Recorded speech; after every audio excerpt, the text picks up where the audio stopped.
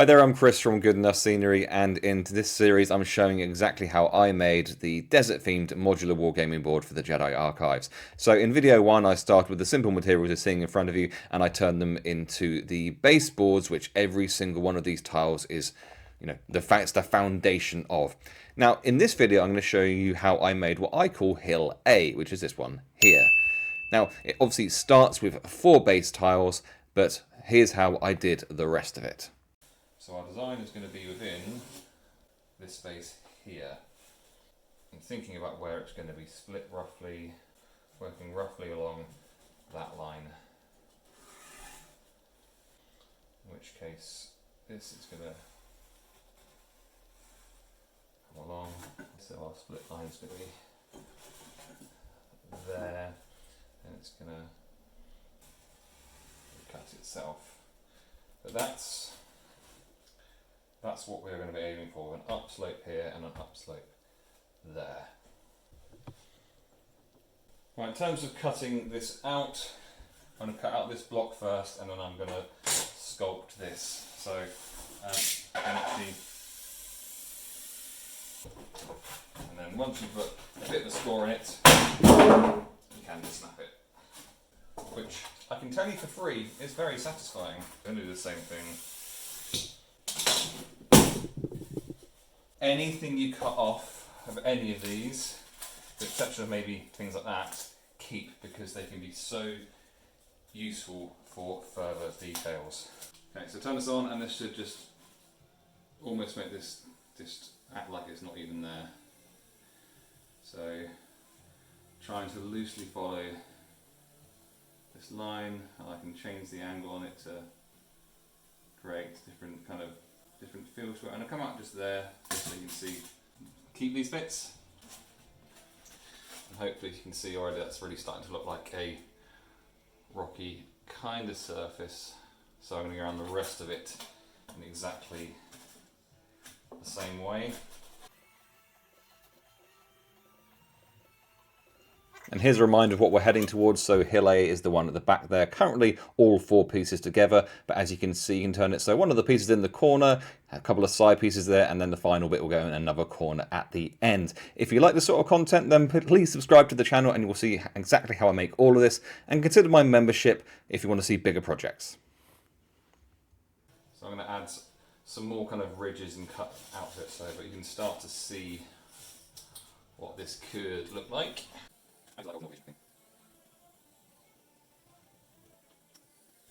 I'd say this is really, really satisfying. Okay, so here, yeah, I can now start working on an upslope here.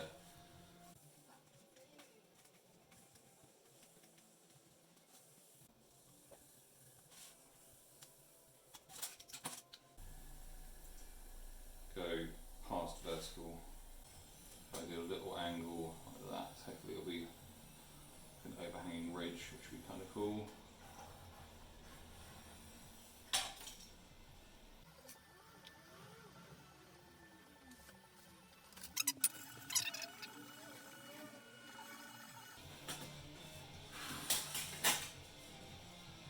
Nice, love it. And it's kind of the basic shape done. So we've got our upslope there, upslope there, and then we've got all of these edges. Such a tune. So that's where we're up to with it at the moment. I'm going to go in horizontally and start working on cutting out some random, just different shapes, because we want it to look natural, which is difficult to do when you're doing it. So you have to try to turn your brain off.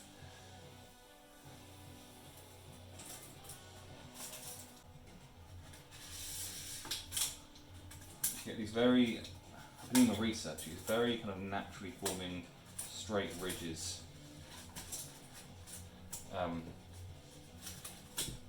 rock faces where you have water running or something, so you can just come in an angle like this. But you can simply just like drag a fingernail, if you have a fingernail.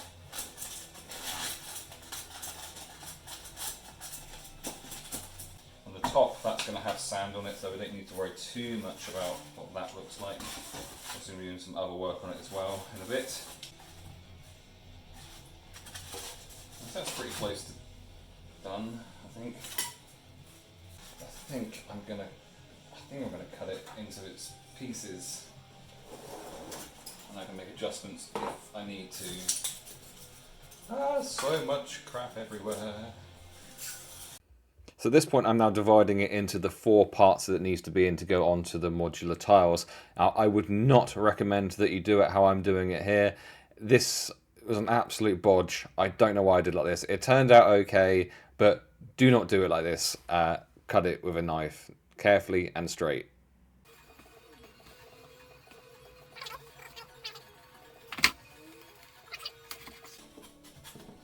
That could have gone worse, definitely could have gone better.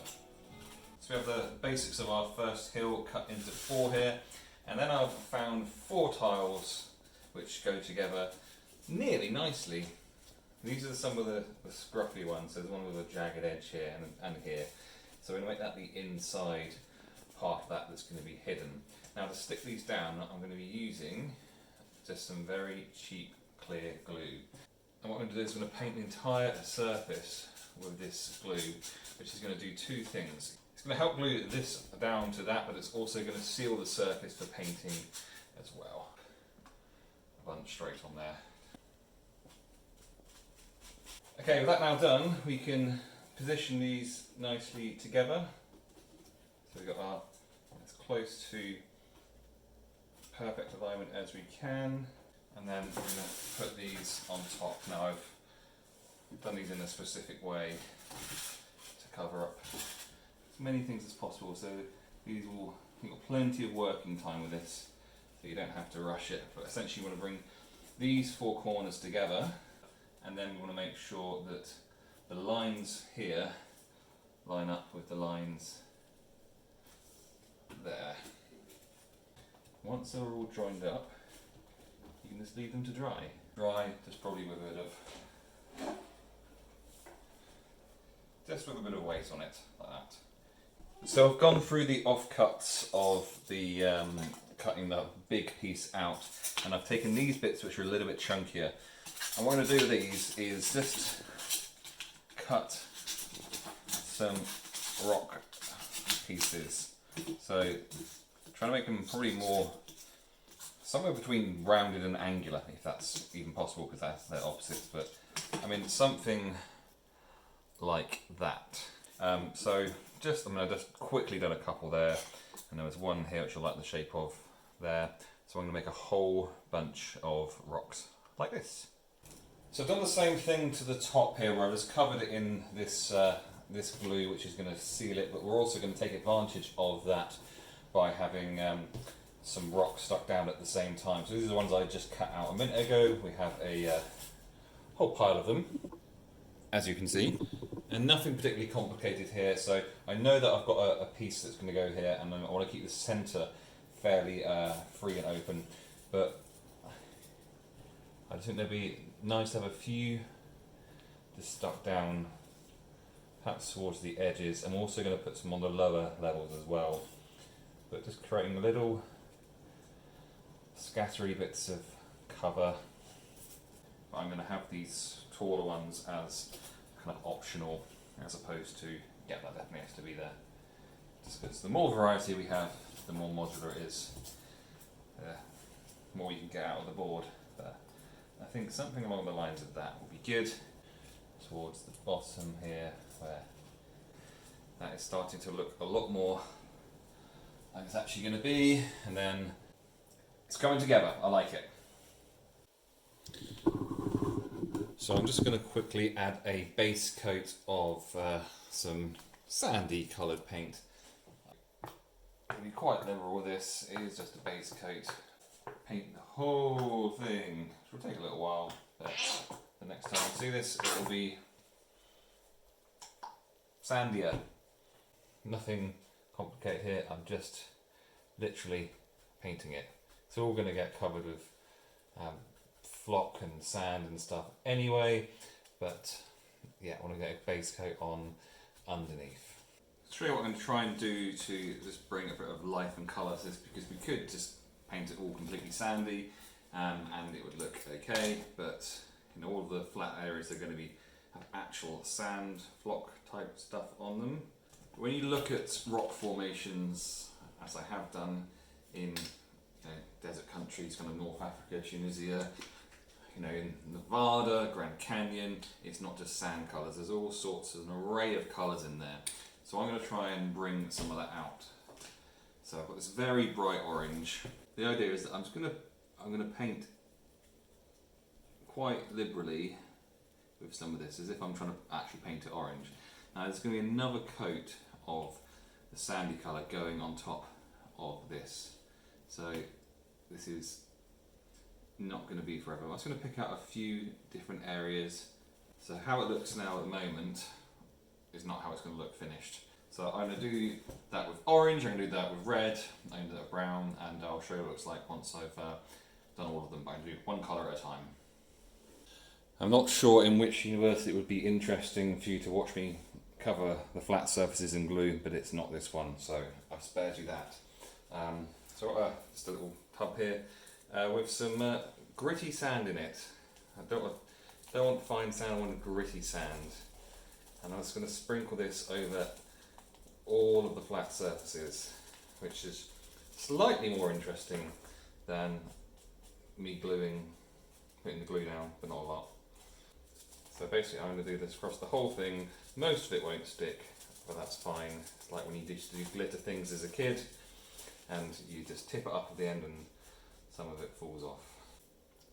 Yeah, there's no point in you watching me just do that, because I don't think that's very interesting. Okay, so this is what they look like. They've been left overnight.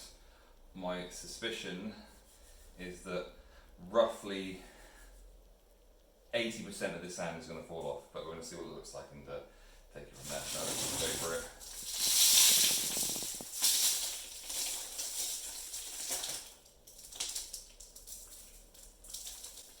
Anything that's loose we want to get off.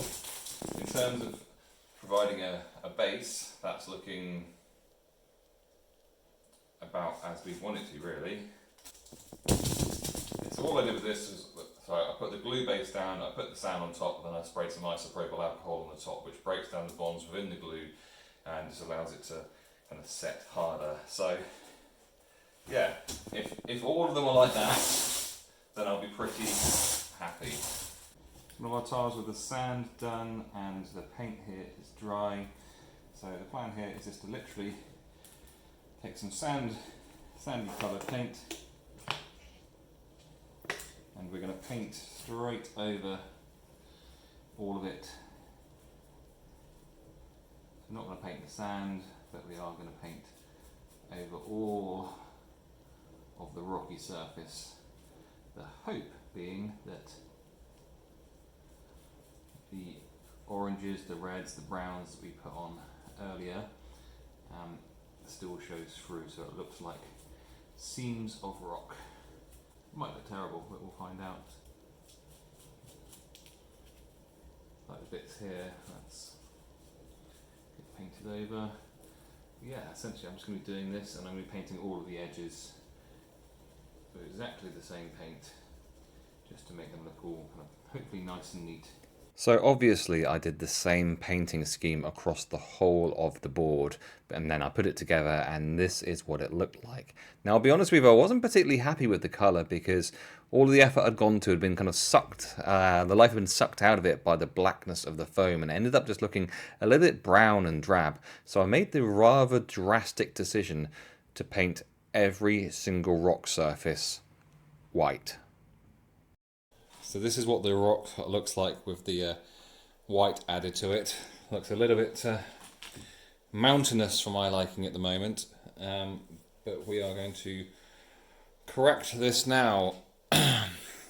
This is all very bold and brave and could ruin the whole thing, but you know, there's always more paint to put on if we need to. I have mixed up some paint, which I put down here, you can see. Let's see what happens with this. I'm quietly confident this is going to look awesome, and I am going to be trying to like just dab it on so I don't just completely wash out all of the colour. It will go a little bit darker than this, and the hope is that the area where it's white, because it's not just obviously uniform one colour, the area where it's white will be lighter areas, where it's dark will be darker orangey, and it will all look good, and hopefully won't look completely terrible. But if it does, there's always more paint.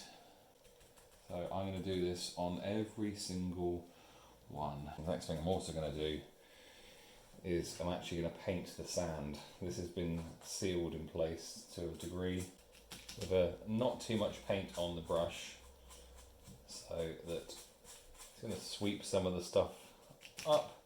It's going to paint the top layer, so you can see that, yeah, coming up nicely on camera, that this sand here more orangey than the rest of it here. So we're going to leave some of the natural sand colour on the lower areas that aren't getting hit by the brush, and we're going to be making the top layer more orangey. So I'm going to do that on every single one. So next time you see this, it's going to be a whole lot different. And here is Hill A looking a whole lot different. This is the completed article in place at Jedi Archives, and here you can see the rest of the board as well, and I'm really delighted with how it turned out. So in future videos you'll be seeing the hill at the back left, the hill at the front left, and the individual tiles towards the front right made as well. So if you enjoy this sort of content, then please subscribe to the channel, hit the notification bell so that you know when new videos are released, and if you want to see bigger, better projects from the channel, then consider joining my membership.